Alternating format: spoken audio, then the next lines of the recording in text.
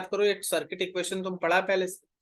अब यहाँ पे तुम्हारे स्मॉल आर के जगह पे 1 ओम दिया हुआ है, ये कैपिटल आर तुमसे पूछा गया है, ईएमएफ आपके पास 6 वोल्ट है और टर्मिनल वोल्टेज हम लोग के पास 5.8 वोल्ट है। -1 करके आराम से यहाँ से आर निकाल दीजिए, आंसर आएगा सीधा। Circuit equation, circuit equation internal resistance is equal to capital R E by V -1, आराम से यूज कीजिए, आपका आंसर आ जाएगा। ठीक है,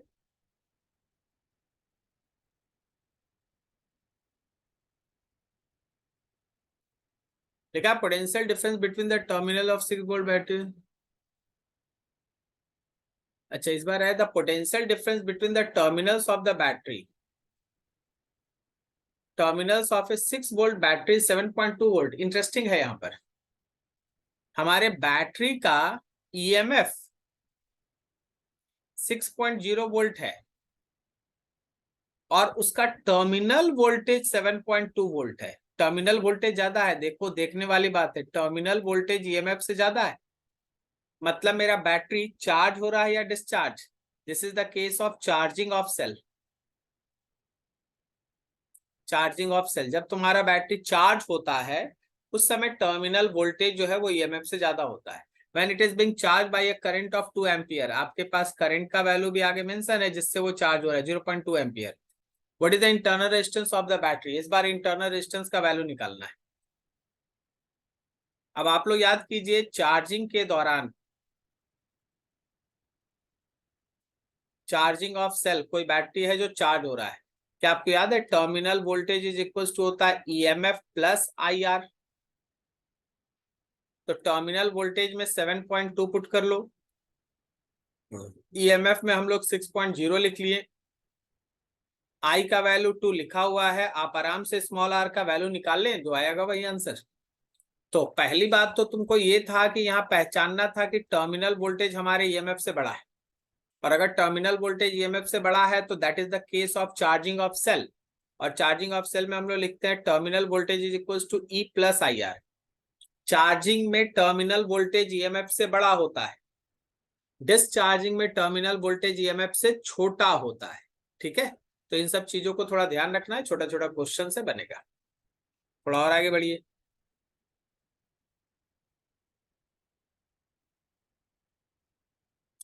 लिखा है the internal resistance of an accumulator battery of EMF 6 volt is 10 ohm when it is fully discharge. जब पूरी तरह से डिस्चार्ज है उस समय 6 वोल्ट ईएमएफ है और 10 ओम का इंटरनल रेजिस्टेंस। देखो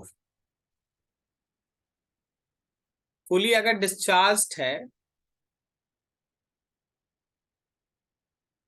तो उसका ईएमएफ लेना है 6 वोल्ट और इंटरनल रेजिस्टेंस लेना है 10 ओम। As the battery gets charged up, its internal resistance decreases to 1 ohm. जब वो फुली चार्ज हो जाएगा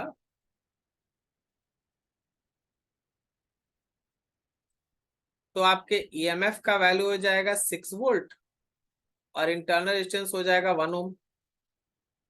The battery is in completely discharged state is connected to a charger which maintain a constant potential difference of 9 volt. पहले मेरा battery पूरी तरह से discharge था और वो एक चार्जिंग सेल से कनेक्ट किया गया जिसका पोटेंशियल डिफरेंस 9 वोल्ट है। Find the current through the battery a just after the connections are made and b after long time. यहाँ आपको है ना सर्किट को समझना है। पहले तो हम आपके सामने एक सर्किट बना दें। मान लीजिए जैसे ये मेरे पास वो सेल है जिसको हम लोग को चार्ज करना है, इसका ईएमएफ है 6 वोल्ट और इसका इंटरनल रेजिस्टेंस को हम अभी स्मॉल आर लिख देते हैं, जो दो केस में अलग अलग होगा। अब जब आप इसको किसी दूसरे एक्सटर्नल सेल से चार्ज करना चाहते हैं तो चार्जिंग के समय जब आप यहाँ कनेक्शन कीजिएगा ना तो याद रखिएगा कि उसका पोलैरिटी इसके अपोज में आए। ये मेरा ई नॉट है जो 9 वोल्ट है, तो ये ऐसा आना चाहिए कि ये करंट को चार्जिंग कंडीशन के लिए हमारे उस सर्किट में भेजे। चार्जिंग कंडीशन के लिए वो सर्किट में भेजे, करंट है ना इस डायरेक्शन में इंटर करे, तभी हमारा 6 वोल्ट का सेल जो दिया हुआ है क्वेश्चन में वो चार्ज हो पाएगा। तो कनेक्शन चार्जिंग के केस में यही है, this is the case for charging of 6 volt cell. 6 volt cell इस केस में चार्ज हो रहा है। अब आपको दो केस में करंट का वैल्यू निकालना है। एक, जब मेरा ऊपर वाला जो बैटरी है वो पूरी तरह से डिस्चार्ज था। अगर मेरा ऊपर वाला बैटरी पूरी तरह से डिस्चार्ज है तो जो आप स्मॉल आर लेंगे वो 10 ओम होगा।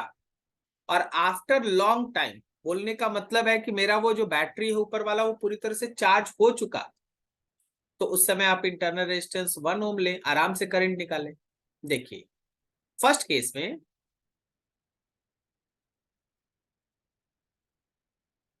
when 6 volt cell is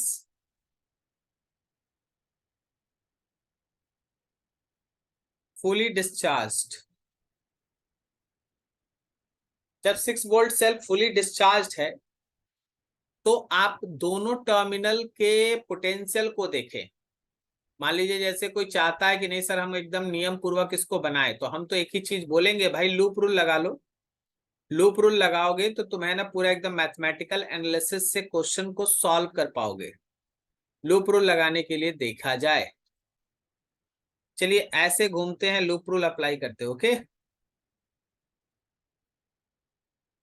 तो उसके लिए तुम जब निगेटिव से पॉजिटिव जाओगे तो पहला ई नॉट पुट करोगे, फिर रजिस्टर में करंट के डायरेक्शन में जाओगे तो आई आर लिखोगे, फिर सेल में हम लोग नहीं प्लस से माइनस जा रहे हैं तो माइनस ई पुट करेंगे, माइनस ई पुट करेंगे and that minus e will be equals to 0। तो आपके लिए यहाँ पे आई का वैल्यू आ रहा है, गॉड से देखा जाए, E naught minus E divided by R, E naught minus E divided by R, ये करंट आएगा। तो जब मेरा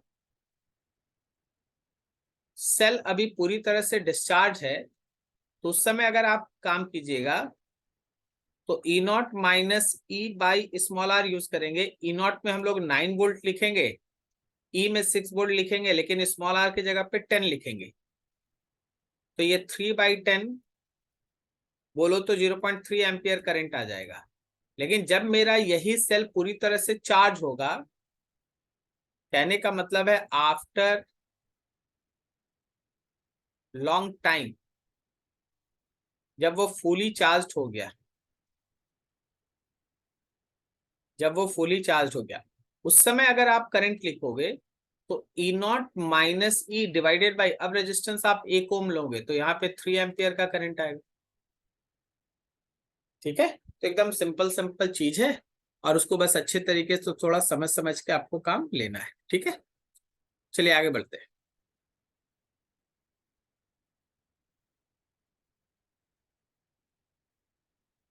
लिखा है find the value of I by I, मतलब I1/I2।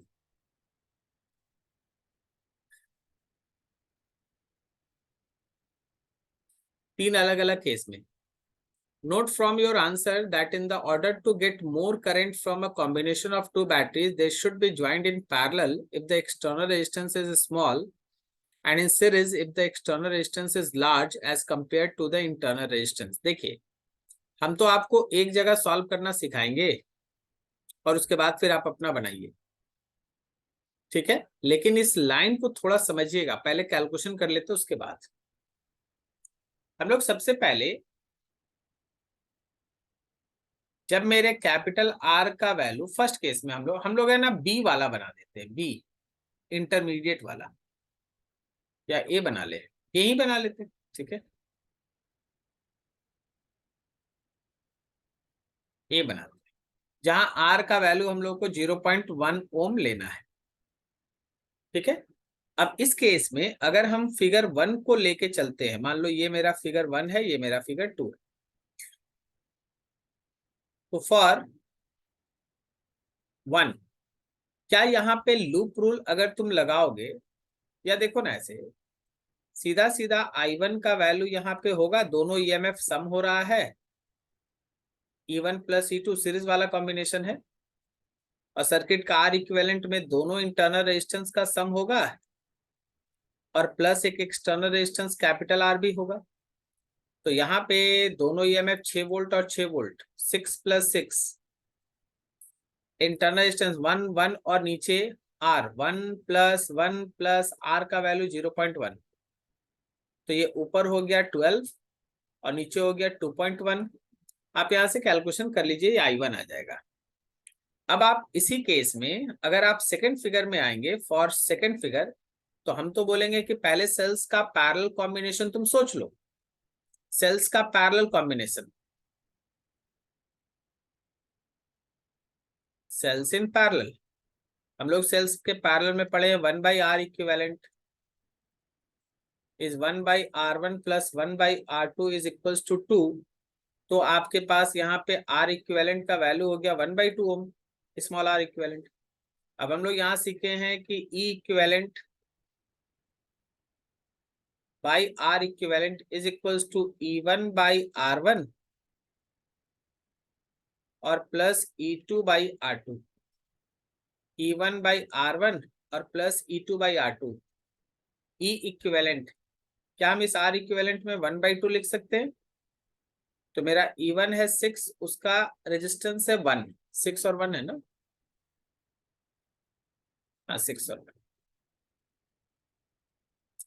6 1 और फिर यहाँ भी 6 1, तो ये आ गया 12, 12 को 2 से काट दो तो तुम्हारा E इक्विवेलेंट का वैल्यू हो गया 6 वोल्ट। E इक्विवेलेंट 6 वोल्ट हो गया। और आपका R इक्विवेलेंट आप देख चुके थे, कितना आ गया था? 1/2 ओम। तो इस बार अगर तुम सेकंड केस में करंट निकालोगे ना, तो सर्किट को थोड़ा समझो। इस बार का सर्किट तुम्हारे पास ऐसा बना हुआ है,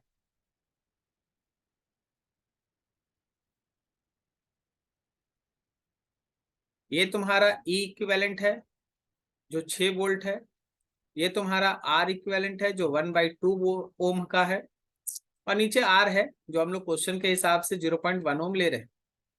तो अगर हम यहाँ पे तुमसे बोलेंगे कि भाई यहाँ पे करंट I2 कैलकुलेट कर लो, तो I2 में हो गया E इक्विवेलेंट और नीचे हो गया capital R plus small r equivalent.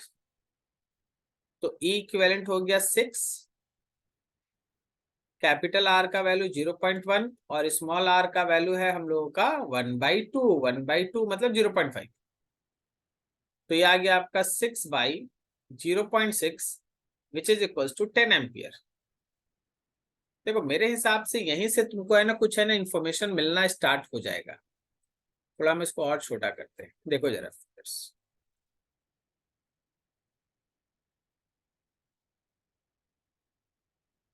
देखो फर्स्ट केस में ये जो करंट आया था ना, दैट इज अप्रोक्सीमेटली हम 6 मान लेते, अप्रोक्सीमेटली 6, 2.1 है नीचे, 6 मान लेते, ठीक है। और उसी के पैरेलल कॉम्बिनेशन में हम लोग के पास आया 10 आया, ठीक है। अब लाइन को समझो, सीरीज में कम करंट आया है और पैरेलल में ज्यादा करंट आया। ऊपर के स्टेटमेंट को समझो, ऊपर का स्टेटमेंट, ऊपर के स्टेटमेंट में लिखा है,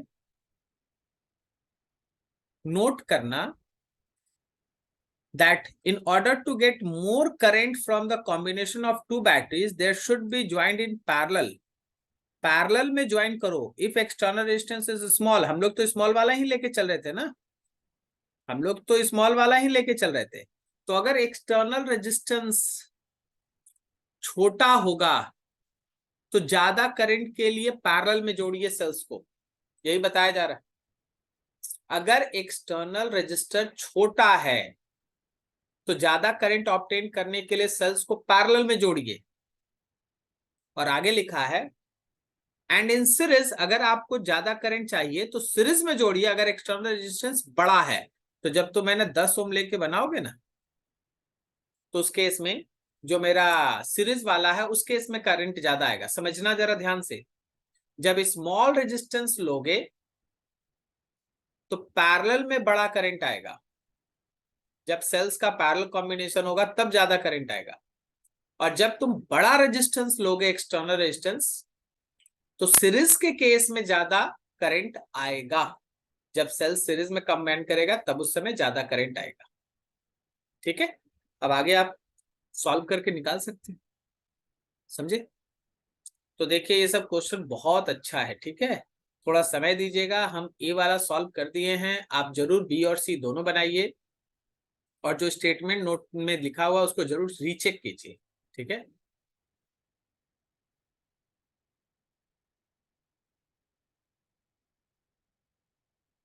फिफ्टीन में लिखा है consider N1 N2 identical cells each of EMF E and internal resistance R.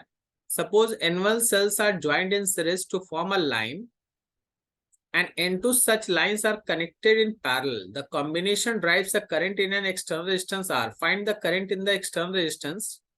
Be assuming that N1 and N2 can be of continuous varied. Find the relation between N1, N2, R and small r for which the current in R is maximum. ये तो already तुम्हारे mixed grouping में हम करा चुके हैं, sales का mixed grouping, लेकिन फिर भी अब तुम्हारे सामने है क्वेश्चन तो हम इसको वापस से आपके लिए करा देते हैं, लेकिन हम इसको छोड़ रहे हैं, कर लेना खुद से, क्योंकि यह है ना ऑलरेडी आपका सॉल्व कराया गया है बैचेस के अंदर, ठीक है। एकदम मिक्स्ड ग्रुपिंग का केस है, मिक्स्ड ग्रुपिंग।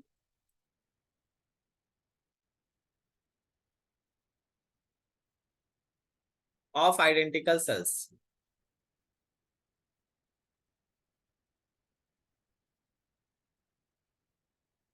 अगर आपको याद है तो मिक्स्ड ग्रुपिंग के केस में जो करंट आता है वो होता है N1E divided by N1R by N2। हम तो N और M लिख के बनाए थे, लेकिन जैसे आया यहाँ पे है N1R बाई N2 और प्लस R, ठीक है।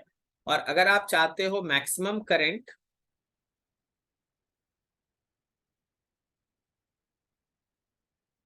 फॉर मैक्सिमम करंट, याद करो आपको सिखाया गया था कि एक्सटर्नल रेजिस्टेंस का जो इक्विवेलेंट है वो इंटरनल रेजिस्टेंस के इक्विवेलेंट के साथ बराबर है। तो एक्सटर्नल रेजिस्टेंस यहाँ पे R है और इंटरनल रेजिस्टेंस आपका N1R बाई N2 आएगा। ये आपका वो कंडीशन है जब सर्किट में करंट का वैल्यू मैक्सिमम या एवरेज पावर लॉस का वैल्यू मैक्सिमम होता है। तो ये मिक्स ग्रुपिंग का केस है, आपको बहुत बढ़िया से पढ़ाया गया है, तो उसको जरा देख लीजिएगा, वहीं से आंसर आ जाएगा। देखिए यहाँ जो N1 है हम आपके थ्योरी कॉपी पे N माने हैं, और जो यहाँ N2 है वो हम आपके थ्योरी कॉपी पे M माने हैं, बस यही अंतर है, ठीक है। कर लीजिएगा कुछ।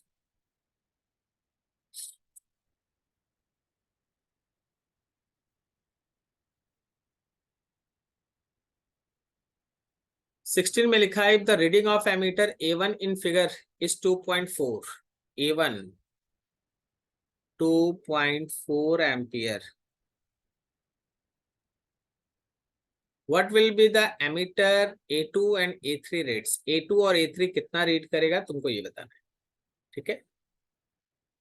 आप क्या करो, इधर से करंट को भेजो I, ऊपर में जाएगा I1 और नीचे जाएगा I2। क्या हम लोग पैरेलल में करंट का डिस्ट्रीब्यूशन को ध्यान से सीखे थे? याद कीजिए, हम लोग ये सीखे थे कि अगर पैरेलल में कहीं करंट जाता है तो टोटल करंट लेना है। अगर हम ऊपर वाले रेजिस्टेंस को R1 और नीचे वाले रेजिस्टेंस को R2 कह दें तो यहाँ पे नीचे में R1 प्लस R2 से सम होगा, लेकिन मल्टीप्लाई इनवर्सली होता है। मतलब अगर 1 के थ्रू करंट निकालना है तो रेजिस्टेंस 2 से मल्टीप्लाई होगा। तुम देखो I1 का वैल्यू क्वेश्चन में 2.4 एम्पियर दिया हुआ है, जो एमीटर 1 का रीडिंग दिया है। ये टोटल I हमको निकालना है। R1 के जगह पे 20 पुट करेंगे, R2 के जगह पे 30 पुट करेंगे, और फिर हमको R2 30 से ही मल्टीप्लाई करना है। सॉल्व करके I निकाल लीजिए, ठीक है। सॉल्व कीजिए, I निकल गया। अगर निकाल देते हैं हम यहीं पर तो हमारे पास वैल्यू हो गया 2.4 is equals to I divided by 30 20 50 और यहाँ पे रहा 3, तो आपके टोटल करंट का वैल्यू हो गया 2.5 सॉरी 2.4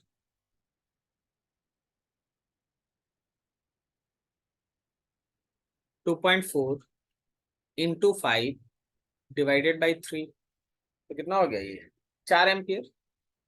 टोटल करंट हो गया 4 एम्पियर। अब इसके बेसिस पे अगर आप I2 निकालने जाएंगे ना तो I2 का फॉर्मूला होगा I divided by R1 plus R2 and multiplied with R1। अब I आपके पास 4 एम्पियर आ गया है। नीचे आप 20 और 30 को जोड़िएगा और आप मल्टीप्लाई कीजिएगा 20 से, और जब ये आप सॉल्व कीजिएगा then it comes to be 1.6 ampere. आप I2 तो दो तरीके से निकाल सकते हैं ना, एक तो आपके पास हम I2 निकालने का तरीका सिखाएं, और दूसरा अगर तुम इस जंक्शन को देखो, ये जंक्शन, तो उस जंक्शन पे जंक्शन रूल के हिसाब से भी अगर तुम चलोगे तो total current will be equal to the sum of I1 and I2। Total current will be the sum of, तो ये आपका 4 एम्पियर दिया हुआ है, ये आप निकाले हैं, ये आपके पास 2.4 एम्पियर मेंशन है, तो आप आराम से यहाँ से I2 भी लिख सकते हैं। तो ये सिंपल सा क्वेश्चन था, उसको ध्यान में रख के आप आराम से बनाइए। ठीक है, चीजें ऐसे चलती है, थोड़ा एक बार देख लो सब कुछ। ये रहा, तुमको केवल क्या दिया कि भाई देखो 2.4 ampere will be the A1 का जो रीडिंग है, जो मेरा एमीटर 1 है उसका रीडिंग है 2.4 एम्पियर, वहीं से 2.4 एम्पियर लिख के आप क्वेश्चन को बनाते हैं, चलाते हैं। ठीक है,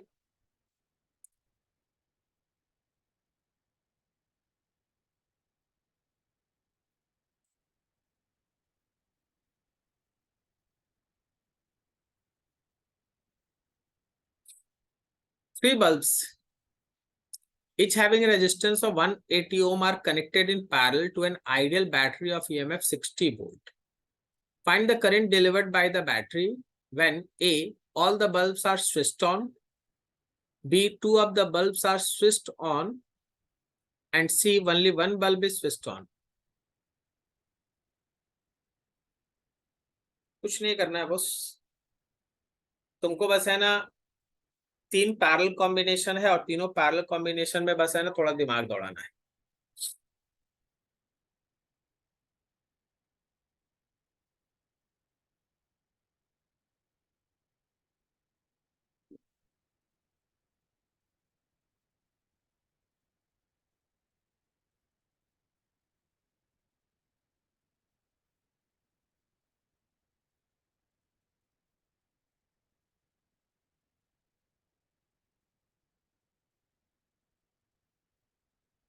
ठीक है, ऐसे ही मान के चलिए। देखिए यहाँ पे एक स्विच है, यहाँ पे एक स्विच है, और एक स्विच ऊपर है। ये आपके पास एक बल्ब है जो एक तरह का रेजिस्टेंस है, इसको बल्ब B1 मान लेते हैं। फिर यहाँ पे भी एक बल्ब है, इसको बल्ब B2 मान लेते हैं।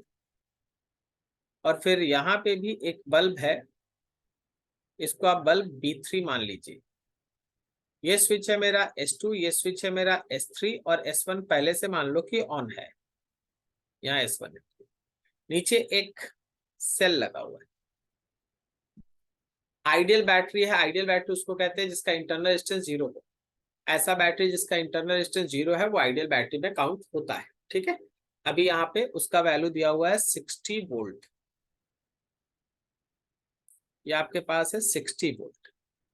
अब आपके पास B1, B2, B3 किसी का भी अगर रेजिस्टेंस का जरूरत पड़ेगा 180 ओम आपको लेना है, 180 ओम, और फिर से 180 ओम। अब देखिए क्वेश्चन क्या बोला है, ए में बोला all the bulbs are switched on. अच्छा, अगर तीनों को स्विच ऑन कर दीजिएगा तो वो निकालना क्या है, फाइंड द करंट डिलीवर्ड। तुमको करंट निकालना है। जब आप केस 1 में ऑल स्विच्ड आर ऑन, जब तीनों का तीनों स्विच ऑन है तो क्या हम लिख सकते हैं 1/R equivalent is equals to, just a minute,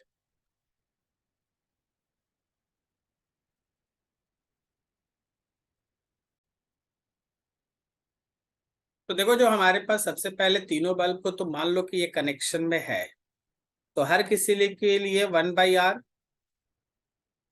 1/R और 1/R होगा। तो इन तीनों को सॉल्व कर दे तो 3/R होगा। तो आपके पास फर्स्ट केस में R इक्विवेलेंट तीनों रजिस्टर का पैरेलल कॉम्बिनेशन होने से R/3, अब ऐसे केस में अगर आप इस सर्किट में करंट का वैल्यू लिखते हैं तो आपका जो भी सेल का ईएमएफ है just divided by R equivalent, क्योंकि सेल में कोई इंटरनल रेजिस्टेंस है नहीं, आइडियल सेल लिखा हुआ है, तो आपके सेल का ईएमएफ हो गया हम लोगों का 60 और आपका यहाँ पे आ गया R/3। तो आप देखिए दिस इज 60 डिवाइडेड बाय 180/3, वो भी 60 ही है, तो 1 एम्पियर का करंट निकलेगा, 1 एम्पियर का करंट निकलेगा। अब केस 2 में कोई दो रजिस्टर का स्विच क्लोज है और एक का ओपन है, तो अगर दो स्विच क्लोज है, टू स्विचेस आर क्लोज्ड, दो स्विच का, दो रजिस्टर का स्विच क्लोज है, तो ऐसे केस में तुम्हारा आर इक्विवेलेंट दो का पैरेलल कॉम्बिनेशन है R/2 होगा, तीसरा यूजलेस है, उसका स्विच ओपन है तो वो कोई काम का है ही नहीं। अब इस केस में अगर तुम करंट निकालोगे तो तुम्हारा E/R इक्विवेलेंट में R/2 आएगा, E तो 60 है और यहाँ 180/2 करोगे 90 आ जाएगा, तो 90 में 60 से डिवाइड किए तो ये आ गया हम लोगों का कितना 2/3 एम्पियर।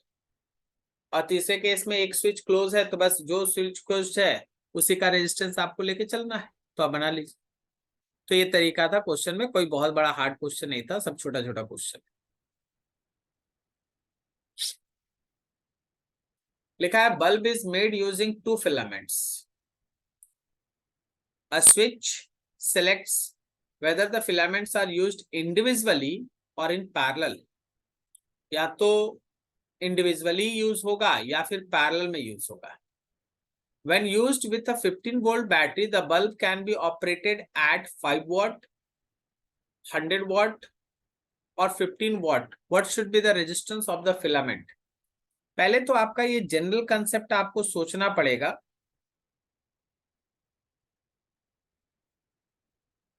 कि ये जो मेरे पास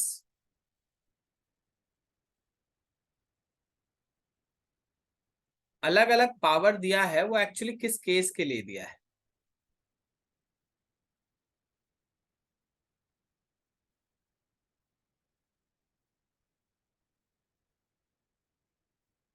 आप सोचिए ये स्विच S1 है, ये स्विच S2 है, ये मेरा बल्ब B1 है, ये मेरा बल्ब B2 है। जब आप स्विच को क्लोज करते, देखिए बल्ब बोला जाए तो रेजिस्टेंस है, ठीक है, बल्ब बोला जाए तो रेजिस्टेंस है, ठीक है। अब ऐसे केस में जब आप स्विच 1 को क्लोज कीजिएगा,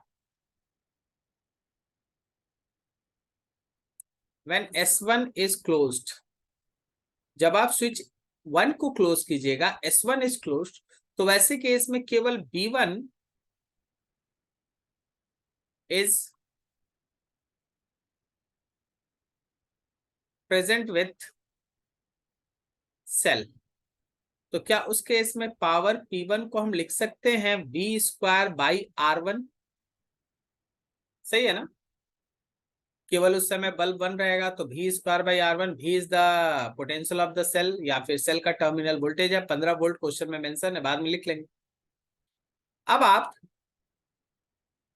व्हेन S2 इज क्लोज्ड, केवल S2 को क्लोज करो, तो क्या आप सेकेंड पावर को ऐसे लिख सकते हैं V²/R2,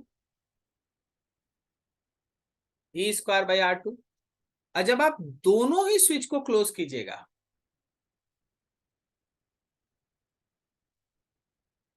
when both S1 and S2 close, जब आप दोनों को क्लोज कीजिएगा तो याद रखिए कि पैरेलल कॉम्बिनेशन में इक्विवेलेंट हो जाता है R1 R2 divided by R1 plus R2। और हम एक चीज बोलना चाहेंगे, पैरेलल कॉम्बिनेशन में जब इक्विवेलेंट जो आता है ना वो लेस देन होता है R1 as well as R2 से, ये दोनों से छोटा होता है, ये दोनों से छोटा होता है। तो ऐसे केस में जब आप पावर 3 निकालिएगा तो आप V²/R इक्विवेलेंट लीजिएगा। अब आप समझिए मेरी बात को, क्योंकि ये R इक्विवेलेंट जब S1 और S2 दोनों पैरेलल में, क्योंकि ये R इक्विवेलेंट सबसे छोटा है, तो यहाँ का पावर सबसे ज्यादा आएगा। Since R equivalent is minimum, ये सबसे छोटा है, तो यहाँ पे जो पावर आएगा, सॉरी पावर लिखना था, यहाँ पे जो आपका पावर आएगा वो आएगा मैक्सिमम, पावर आएगा मैक्सिमम। अब आप ऊपर आओ, क्वेश्चन, चलो क्वेश्चन के पास चलो, देखो क्या हो रहा है। देखो 3 पावर लिखा है, एक है 5 वॉट, एक है 10 वॉट और एक है 15 वॉट। तो जो 15 वाट है ना, ये पैरेलल कॉम्बिनेशन वाले का है, और 5 वाट और 10 वाट बाकी दो केस के लिए है। ठीक है, तो अगर आप देखोगे तो तुम्हारे पास पहला रिलेशन आया यहां से। चलो हम P1 पावर को 5 वॉट मान लेते हैं, this is equals to V²/R1, ये रहा इक्वेशन 1। और ये जो V²/R2 है, इसको हम लोग 10 वॉट मान लेते हैं, V²/R2। क्या इक्वेशन 1 को सॉल्व करके देखो, वोल्टेज तो मेरे सेल का वोल्टेज तो पक्का है, 15 वॉट है, 15 वोल्ट है। तो क्या हम लोग इक्वेशन 1 में V के जगह पे 15 वोल्ट लिख के R1 निकाल लेंगे? क्या इक्वेशन 2 में V के जगह 15 वोल्ट लिख के R2 निकाल लेंगे? हो गया आंसर। बस आपको ये सीखना था कि पैरेलल वाले में R इक्विवेलेंट सबसे कम होगा तो वहां का पावर मैक्सिमम है, और अगर कोई बोल दे तो यहां का जो 15 वॉट है वो एक्चुअली V²/R इक्विवेलेंट है। याद रखिएगा, पैरेलल में रेजिस्टेंस सबसे कम होता है, तो पावर का जो फॉर्मूला है V²/R वो सबसे ज्यादा आएगा। सबसे बड़ा वाला पावर ये पैरेलल का था, और बाकी जो दो इंडिविजुअल था वो आपका फर्स्ट बल्ब का पावर और सेकंड बल्ब का पावर था। ठीक है, तो ऐसे सोच सोच को, जनरल कॉन्सेप्ट सोच सोच के आपको क्वेश्चंस को आगे लेके चलना है। सही है, बढ़िया बढ़िया क्वेश्चन, आगे बढ़ते हैं।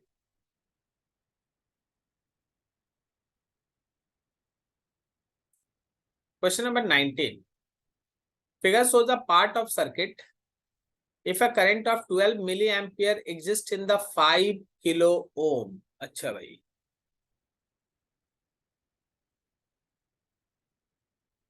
यहाँ पे जो करंट है ये एक्चुअली क्वेश्चन के हिसाब से 12 मिली एम्पियर इन 5 किलो ओम।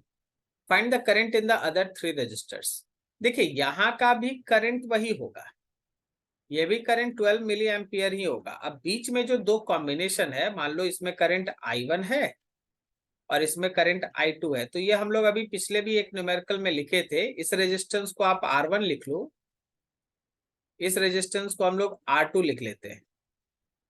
तो पैरेलल में अगर करंट कहीं डिस्ट्रीब्यूट होता है तो टोटल जो करंट है उसको हम लोग दोनों रेजिस्टर्स से डिवाइड करते हैं, और रेजिस्टेंस के साथ करंट इनवर्सली होता है। तो अगर R1 के थ्रू करंट निकालना है तो मल्टीप्लाई R2 से करते हैं। तो ये टोटल करंट में I लिख लिया, R1 और R2 में एक 20 किलो ओम है और एक 10 किलो ओम है, और किलो किलो लग रहा है तो दोनों किलो नीचे वाला और ऊपर वाला कैंसिल हो जाएगा, तो मल्टीप्लाई होगा ये 10 से। तो क्या ये कुल मिला के I/3 आया। I का वैल्यू 12 मिली एम्पियर है, और आप 3 से डिवाइड कर देंगे तो ऊपर वाले ब्रांच में, मतलब 20 किलो ओम में 4 मिली एम्पियर करंट जाएगा। अब अगर आप चाहते हो I2 निकालना, तो एक तो आप इस कंसेप्ट को यूज कर ही सकते हो, I/R1 + R2।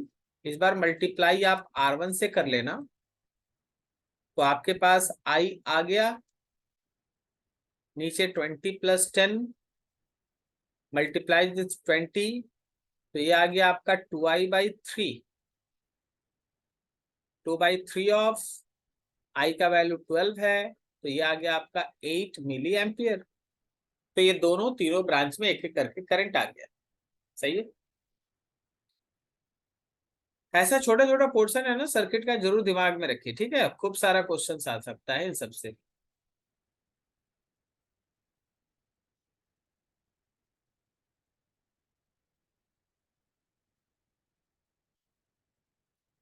लिखा है wire of resistance 15 ohm is bent to form a regular hexagon, ABCDEFA।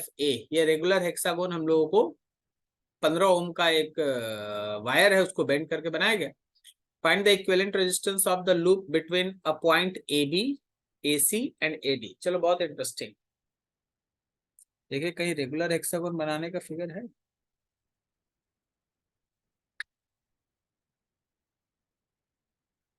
नहीं है। चलो कोई बात नहीं, ये शायद दिख रहा है, ये तो सर्कल है। कोई बात नहीं, चलिए ना।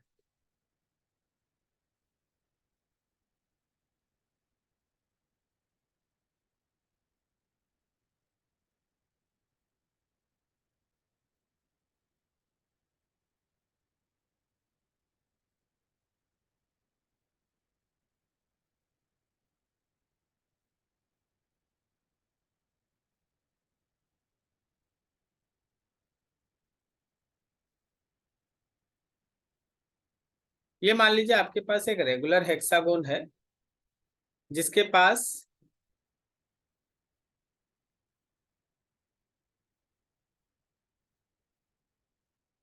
मान लो ये पॉइंट ए है, ये बी है, ये सी है, ये डी रहा, ये ई और इधर है एफ। सही, ऐसा है। अब बोला गया देखो एक चीज को समझो, टोटल रेजिस्टेंस 15 ओम था और इसको आप 6 ब्रांच में डिवाइड कर दिए, तो एक ब्रांच का रेजिस्टेंस 2.5 ओम आया। इसको हम लोग स्मॉल आर लिख देते हैं। मतलब हर एक branch small R resistance contain करता है, हर एक branch small R resistance contain करता है, स्मॉल आर। हर किसी के पास स्मॉल आर रेजिस्टेंस है। अब आपको इक्विवेलेंट निकालना है, पहला इक्विवेलेंट निकालना है ए बी के अक्रॉस में, ए और बी के अक्रॉस में। ध्यान दीजिए भाई, यहाँ पे ए है और ये है बी। अगर आप ए बी के अक्रॉस में देखेंगे ना, तो हम जो फिगर बना रहे हैं, हम जो अब कलर बदल के हम फिगर बना रहे हैं, यहाँ मान लो रेड कर लेते हैं, तो एक रजिस्टर आपके ए से डायरेक्ट बी तक कनेक्टेड है और ये स्मॉल आर है। और एक पोर्शन में जाओगे ना, तो 1 आर, 2 आर, 3 आर, 4 आर और एक 5 आर ऊपर से कनेक्टेड है। मतलब आप ऐसे समझ लो कि अगर आपको इक्विवेलेंट ए और बी के बीच निकालना है ना, तो ये एक तरह का सिंपल कॉम्बिनेशन है, जिसमें ए पॉइंट यहां है, बी पॉइंट यहां है, एक आर रेजिस्टेंस है और दूसरे ब्रांच में 5 आर रेजिस्टेंस है and they are connected in parallel. आप दोनों को पैरेलल लेके सॉल्व कर दीजिए, आपका आंसर आ जाएगा।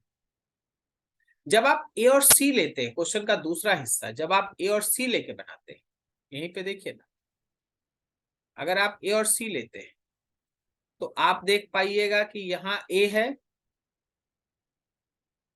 और यहाँ कहीं सी है। नीचे वाले ब्रांच में 1 आर और ये 2 R, they are in series. और ऊपर वाले ब्रांच में 1 आर, 2 आर, 3 आर और ये 4 R, they are also in series. तो अब तुमको ऐसा मिलेगा कि तुमको ए और सी के बीच दो ब्रांच में चलना है।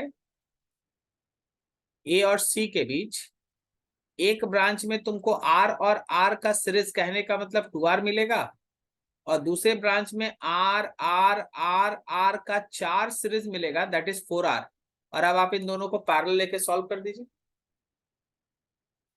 सेम कंसेप्ट ए और डी से लोगे तो दोनों तरफ तुमको, ए और डी के अक्रॉस में दोनों तरफ तुमको 3 आर मिलेगा। सॉल्व कर दोगे, आंसर आएगा। तो ये चीज था तुम्हारे पास कि हाँ भाई, रेगुलर हेक्सागोन के फॉर्म में एक वायर है, उसको है ना बेंट करके अरेंज कर दिया गया है, तो उसके वर्टेक्स के अक्रॉस में आप इक्विवेलेंट फाइंड आउट करें। And this is the way you have to find the equivalent. Okay, बहुत बढ़िया क्वेश्चन। चलो थोड़ा आगे बढ़ते हैं। ये question number 21. Figure shows a part of an electric circuit. The potential at the point A, B and C are. A point का potential है 30 वोल्ट, B पॉइंट का पोटेंशियल है 12 वोल्ट और C पॉइंट का पोटेंशियल है 2 volt. Find the current through the 3 resistors. अब आपको तीनों रजिस्टर के थ्रू करंट का वैल्यू लिखना है. सपोज इसमें फ्लो करने वाला करंट आई, तो यहां ऊपर से फ्लो करने वाला करंट I1 है, तो नीचे से फ्लो करने वाला करंट I माइनस I1 हो जाएगा. अब आप चलिए A से लेके B तक एक इक्वेशन बनाइए और A से लेके C तक एक दूसरा इक्वेशन बनाइए. From A to B, A का पोटेंशियल लोगे 30, करंट के डायरेक्शन में जाओगे तो 10I, फिर ऊपर निकलो तो 20I1 और फिर पहुंचोगे B का पोटेंशियल विच इज 12 वोल्ट. तो यहां से ये वैल्यू हो गया -10I -20I1. ये 30 राइट हैंड साइड में गया तो 12 - 30. This one is -10I -20I1 is equals to -18. सब तरफ माइनस कैंसिल, तो 10I plus 20I1 is equals to 18. ये इक्वेशन 1 है. ठीक है. अब यही मेहनत तुम A से लेके C तक करो. चलो लेफ्ट हैंड साइड में करते हैं. फ्रॉम A टू C, तो A पे था ये 30, करंट के डायरेक्शन में 10I, नीचे जा रहे करंट के डायरेक्शन में ही जा रहे तो माइनस ही होगा. -I minus I1 into 30 is equals to 2 volt, is equals to 2 volt. तो इसको हम लिखे 30 minus 10I minus 30I minus minus plus 30I1 is equals to 2. ये कितना आ रहा है भाई? थोड़ा इसको भी सिंप्लीफाई कर लो. तो ये हम लोग के पास हो गया -40I और plus 30I1 is equals to 2 - 30. माइनस निकालना है तो निकाल लो. 40I minus 30I1 is equals to -28. ये दोनों तरफ माइनस कैंसिल, तो 40I minus 30I1 is equals to 28. बस हम यहीं तक आपका हेल्प करेंगे. आपका ये दो इक्वेशन बनके तैयार है. आप दोनों इक्वेशन को सॉल्व कीजिए और इस तरह के क्वेश्चन पे एकदम दिमाग रखिएगा. यहाँ ना बैटरी दिया है ना कुछ दिया है, फिर भी करंट पूछ रहा है, तो देखो किरचॉफ्स का रूल. तो ये दो इक्वेशन बनाओ और दोनों इक्वेशन को अब आपस में सॉल्व करके I और I1 निकाल लीजिए, हर करंट मिल जाएगा. ठीक है. चलिए सॉल्व कर लीजिएगा खुद से इक्वेशन 1 और 2. तो सॉल्व करके आपको I1 और I1 मिल जाएगा. ठीक है. चलो इतना थोड़ा सेव कर लेते पहले. चलो नेक्स्ट क्वेश्चन की तरफ आगे बढ़ते हैं.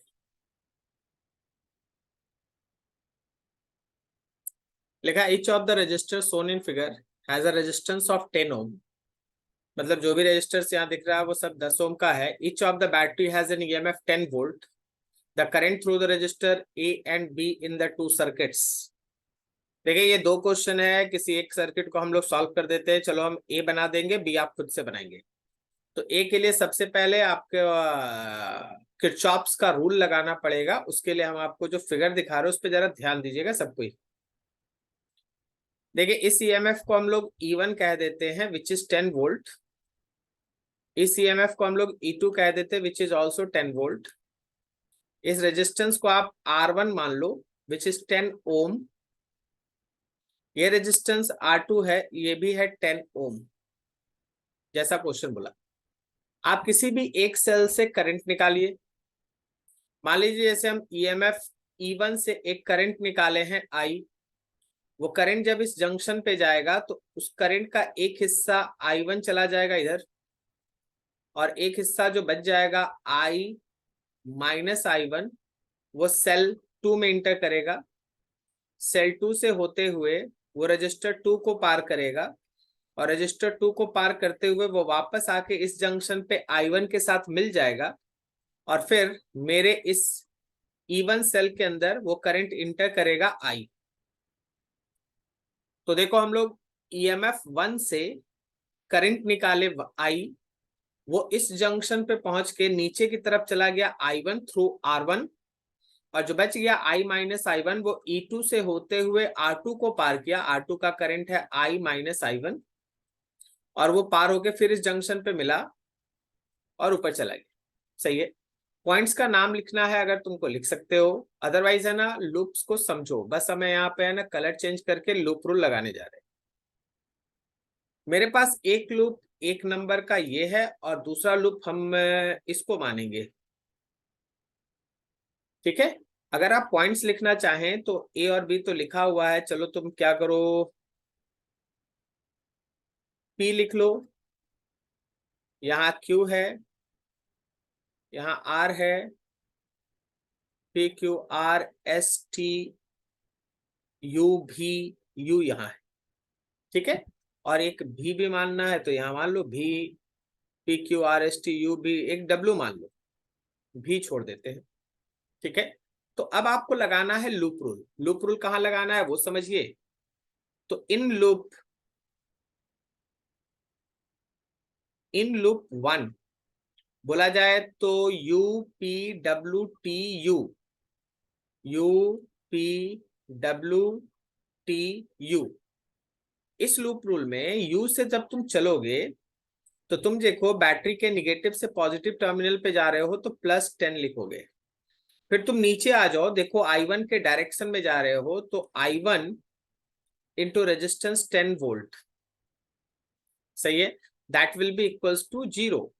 तो आप एक तरह से समझें तो आपके पास 10 इज इक्वल्स टू 10 I1 आ गया, या आपके I1 का वैल्यू 1 एम्पियर आ गया। पहला आंसर। अब अगर हम रजिस्टर 2 के थ्रू करंट निकालना चाहते हैं तो हम लूप का सिलेक्शन कर रहे हैं इन लूप 2 नंबर का लूप। और 2 नंबर का लूप अगर फिगर पे ध्यान दोगे तो P Q R S T W P है, P Q R S T W और पी है, ये क्लोज लूप है। अब अपना लूप रूल इस पे चलाइए, दिमाग चलाइए, पी से चलिए। तो सबसे पहले हम लोग इस सेल को प्लस से माइनस की तरफ क्रॉस करेंगे तो -10। फिर नीचे आ जाओ, नीचे तुम करंट के डायरेक्शन में जा रहे हो तो I माइनस I1 इंटू 10। फिर आप S से T गए, T में कुछ नहीं है, T से W जब जा रहे हैं तो आप करंट के अपोजिट में जा रहे हैं तो प्लस I1 इंटू 10, और ये आप पहुंच गए ऊपर की तरफ 0। तो अभी आपके पास ये रहा -10 -10I minus minus plus 10I1 plus 10I1 is equals to 0। अभी आपके I1 का वैल्यू 1 आप यहाँ निकाल चुके हैं, यहाँ पे आप I1 का वैल्यू 1 निकाल चुके हैं। तो आप लिखे -10 I प्लस 10 और 10 इज इक्वल्स टू 0। अब एक -10 से ये 10 कट गया, और ये भी अगर तुम भेजो उधर राइट हैंड साइड में तो 10 इज इक्वल्स टू 10I आएगा। तो यहां से अगर तुम I का भी वैल्यू निकालो तो I also comes to be 1। I भी 1 है, I का वैल्यू कितना है 1 है। अब I भी 1 है, I1 भी 1 है। अब जरा सर्किट को देखा जाए एक बार ध्यान से, गौर करना, गौर करना। मेरे रजिस्टर 1 जिसको आप ए कह रहे थे उससे फ्लो करने वाला करंट I1 है तो वो 1 एम्पियर है। लेकिन रजिस्टर बी जिससे फ्लो करने वाला करंट I माइनस I1 है वो तो 0 है। ठीक है। तो अगर आप फाइनल आंसर लिखना चाहें तो जरा फिगर के हिसाब से ही सोचिएगा ध्यान से।